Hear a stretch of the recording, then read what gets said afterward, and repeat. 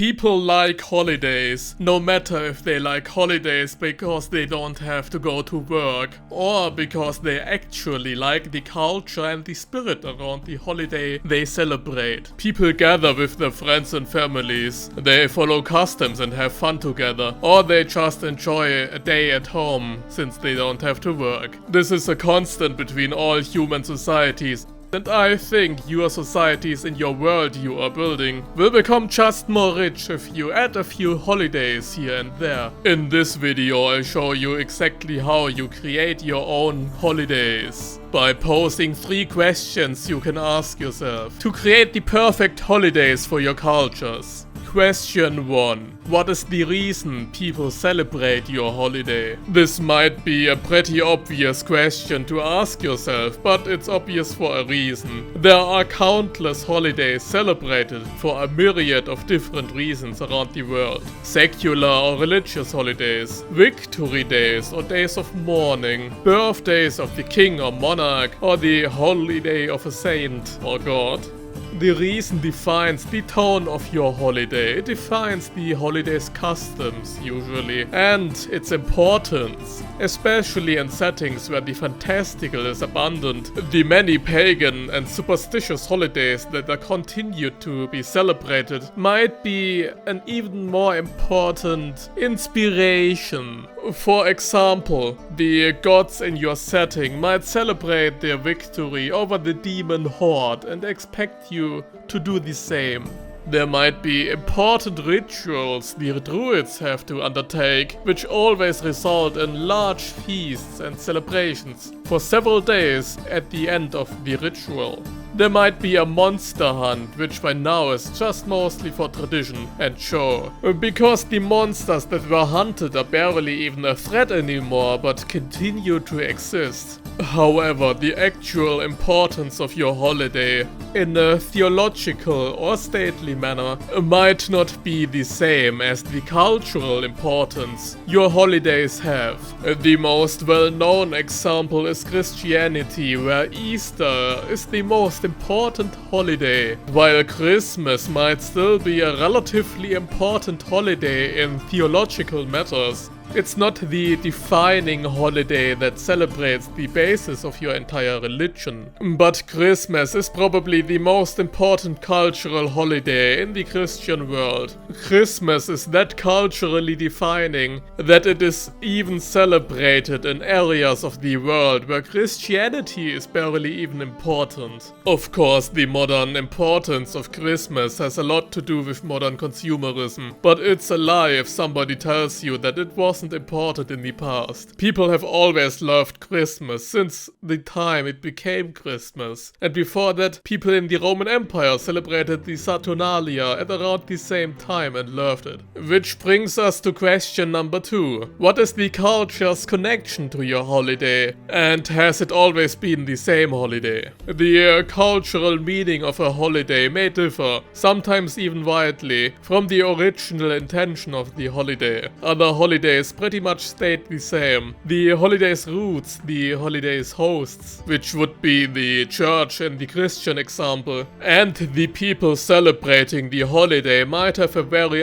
different understanding of celebration. Other holidays might be more enforced in its customs, when the holiday is something coming from above and not from the people. And again, one example for a holiday that might be a religious holiday but is filled with many different popular customs is of course Christmas. Christmas celebrates the birth of Jesus Christ. The cultural connection to Christmas is way deeper than that, however. Christmas is a holiday you ideally spend with your family and friends. While for some this is a time of stress and quarrel, for most people, it's a nice way to celebrate the start of winter. A day they can ignore the hardships of the upcoming winter with a good meal, a warm place, and, well, your family and friends. To make a cultural holiday really popular, its customs and traditions should come from the people. It should be a holiday people fight for, if it ever gets restricted in a way. Several people in history, no matter if Oliver Cromwell or many different tycoons during the Industrial Revolution, tried to get rid of Christmas. but despite their political power otherwise, they utterly failed. In Germany and some other European states we even have 2 Christmas days, because the workers demanded so. This brings us to question 3. What are your holidays customs? What makes your holiday interesting beyond of being just a free day your people celebrate? This, of course, is the most interesting question, but it heavily depends on the previous 2. Think about what your culture might do during the type of holiday you thought of, what customs your people might celebrate, what food they serve, if any. You can get pretty creative here, but I'd keep your holiday within the limits you have set within your own cultures. Make it sensible to your culture's beliefs, to their environment and ways of recreation, and if any of that deviates during your holiday, explain how and why. You can easily add a few customs that might be a bit weird for your culture in any other setting, but are easily explained by cultural connections and traditions imported from elsewhere, where other cultures celebrate similar holidays. For example, if we have a day of mourning, let's say the death day of a hero that saved the kingdom heroically about 200 years ago. While the people mourn the death of the hero in public, dress in black, and maybe aren't allowed to play music in public, the traditions break within your own 4 walls. There you celebrate for your people's health, for your family's health. You celebrate the accomplishments of the hero. You hold a feast for family and friends, and tell great stories of the hero's past. That's a pretty simple example, of course. Nothing that couldn't happen in our world, so be a bit more creative than me. A magical world can really spice those customs up, especially in a world where magical creatures are real. Not that the Easter Bunny or Santa Claus isn't real, of course. They are real, I swear.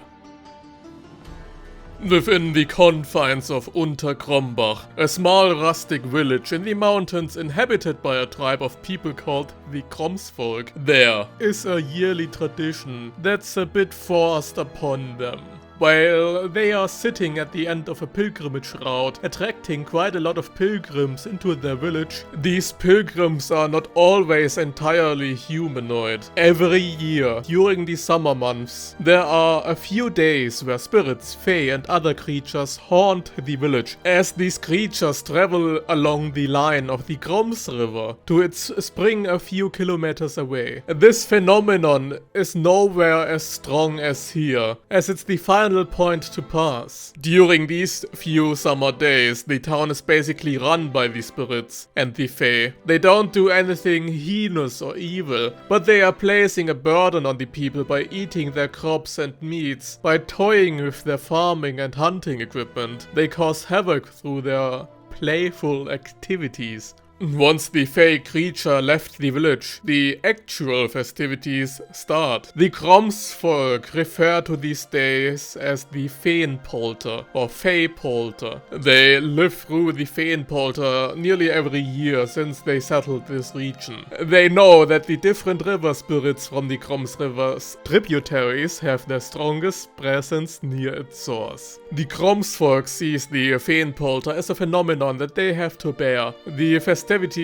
following become their reward. 3 days festivities follow the Feenpolter, where the Kromsvolk villagers gather and party. The customs are relatively simple, as the festivities are intended to be nothing more than a massive party. They drink beer, get drunk, they feast, they dance. The druids and herbalists of the village prepare remedies to fight the hangovers and the worst afflictions of drunkenness days before, because they likely won't be able to prepare them the same day while suffering from the same hangovers as all the others. Once the festivities are over, the town returns to normal life. They usually tend to be more productive after the festivities, both in spirit and in morale, and in the sense that the fays and spirits blessed their crops and the wildlife in the forest as a thanks for their town's hospitality.